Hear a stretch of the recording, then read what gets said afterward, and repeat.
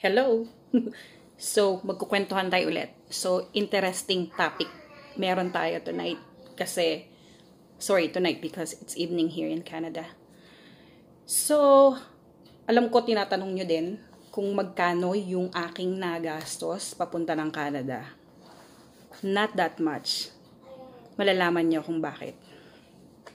So, before that, kailangan ko munang i-share sa inyo kung ano yung mga experiences ko bago ako na-hire. Kasi may mga qualification po. Okay, all these experiences I have my certificate of employment. Kailangan ko yun para ipasa ko sa immigration. So, nagtrabaho po ako sa McDonald's. Kung may tatanong nyo po, I've been working in McDonald's for 15 years. Actually, more than pa nga. Pero siguro ngayon, ayawan na. So, nagtrabaho rin po ako sa law office. Nag-iisa po akong secretary. Kahit hindi po ako sexy. So, I work in McDonald's Kuwait. I work in Max's restaurant. Yes, dining supervisor po ako doon. So, because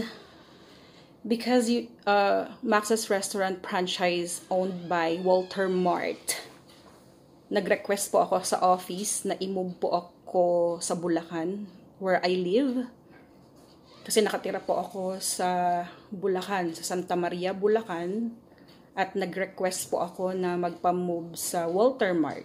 So, the owner of Max's restaurant that I work is minove nila ako sa admin office. So, I was hired as assistant mall manager. So, /admin assistant. So, kailangan kung mag-a-apply po kayo ng Canada, dapat po presently working po kayo sa Pilipinas. Malalaman nyo po kung bakit maya-maya. So, dahil presently working ka, you are paying SSS, Pag-ibig, and then at the same time, syempre, meron kang bangko. So, normally naman, ang mga sahod din sa Pilipinas, sa bangko rin naman inuhuhulog, di ba? So, lahat ng mga experiences ko po na yon ay meron pong Certificate of Employment. Okay. So, siguro, ano ba yung naging way? Bakit ba ako nag-abroad? Simple lang. Gusto ko lang mabago ng konti. Konti lang yung buhay namin. But that time, may asawa na po ako noon. Pero, nandun pa rin yung eager ko na matulungan sila. Kasi, ako lang yung nakagraduate ng college sa amin. So, lumabas po na parang, breadwinner. So, kung gusto po, may paraan. Kung ayaw, wala kang magagawa dyan. Tigilan mo. Yung mga pa-wendang-wendang, pa-wait, yung mga ganyang bagay sa Pilipinas, wala pong mararating. So, ito po yung Canada story ko. Direct hire po ako. Wala po akong agency. I was hired direct. So, bago ko na-hired directly, syempre, may way yon. Bakit? Meron po ako mga kaibigan sa Alberta, which is yung mga co-managers ko po sa McDonald's. Sila po yung nag-refer sa akin doon sa kanilang boss. So, hindi rin po madelay yung pag-iintay ko kasi nag-antay ako ng available LMO/LAMIA. Yung po yung offer. Yung po yung permit from government na ang isang employer ay makakapag-hire ng isang foreign worker. So, nag-antay po ako. So, nung nag-email po ako doon, nag-send ako ng interest doon sa employer ko. So, lagi lang ako nag-email. I sent my resume, my credentials, and everything. I told her that I'm presently working as a admin assistant. So, kasi yun yung mga requirements. Ngayon, makulit ako. I email my employer every day. Every single day. Kasi ganun ako ka-eager.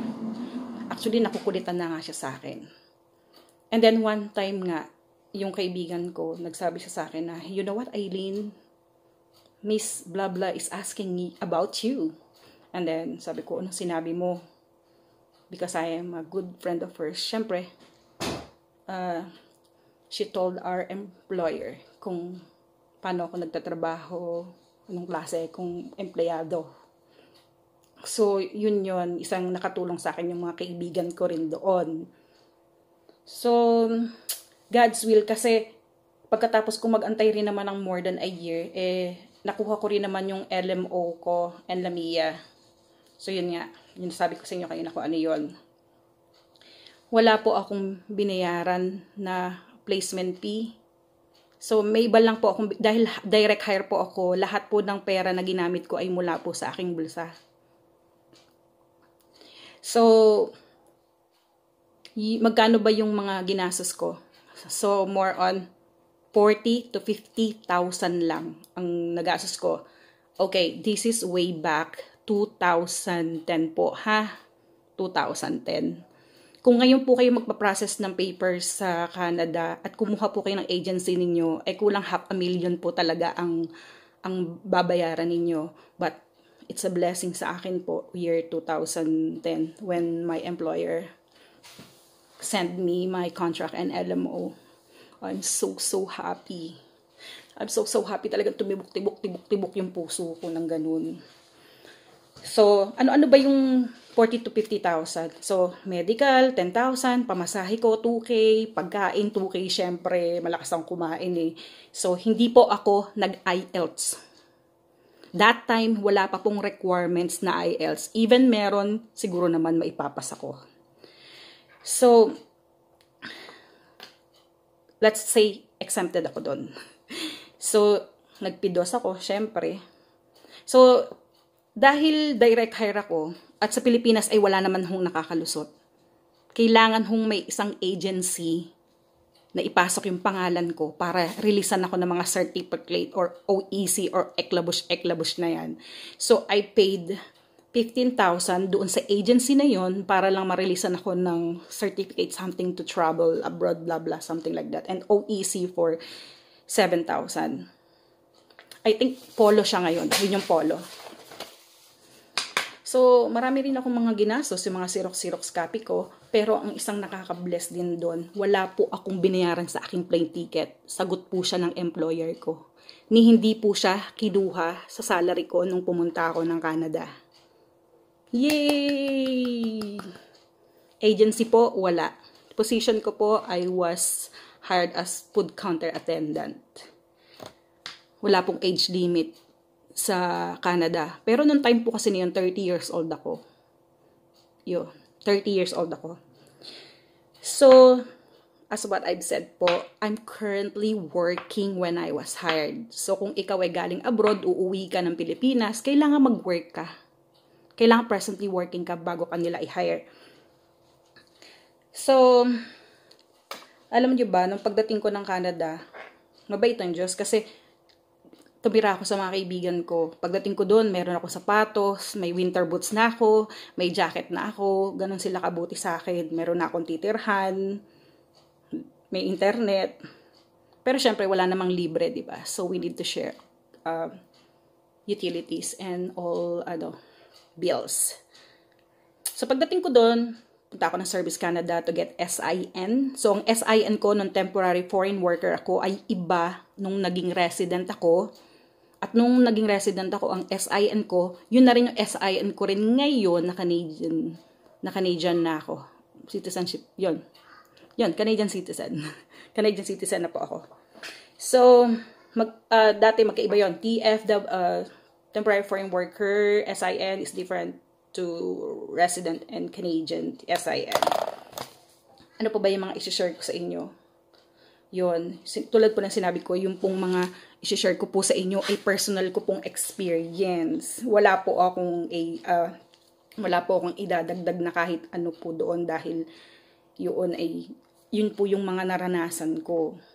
So, isa lang din ang ma-advise ko sa lahat na kung gustong-gusto nyo po talagang mag-Canada at may mabago sa buhay ninyo, unahin nyo po sa sarili ninyo. Siguraduhin nyo po na ano rin po yung mga requirements ni Canada, meron din po kayo.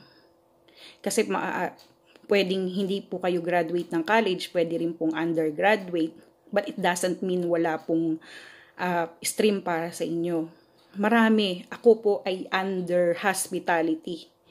Nililinaw ko po ha. Under hospitality po ako. Yun yung hospitality na trabaho ka sa mga fast food and restaurant. So, yung pong mga sinishare ko po sa inyo, yung po ay base sa aking mga naranasan. Wala po akong dagdag, wala po akong bawas. Dapat nga madagdagan pa kasi actually nakalimutan ko na yung ibang mga infos. Pero mag-like and subscribe lang po kayo sa vlog ko. Mag-comment kung gusto nyo pong sagutin ko po yung mga tanong ninyo. And kung pwede rin naman po ninyo akong i-message sa aking Facebook, Aileen Castro. Look for that. And then, kung ngayon po kayo mag-a-apply sa Canada, bago na po ha, bago na po yung rules, iba na rin po yung mga processing nila. Kung tatanungin nyo naman po ako kung anong agency po yung maisasuggest ko sa inyo, message nyo po ako. Meron po akong alam. Yung isa pong actually, may cousin. Third cousin ko yata siya. So, isang agency ang nakatulong sa kanya papunta rito. So guys, subscribe and like and ask question.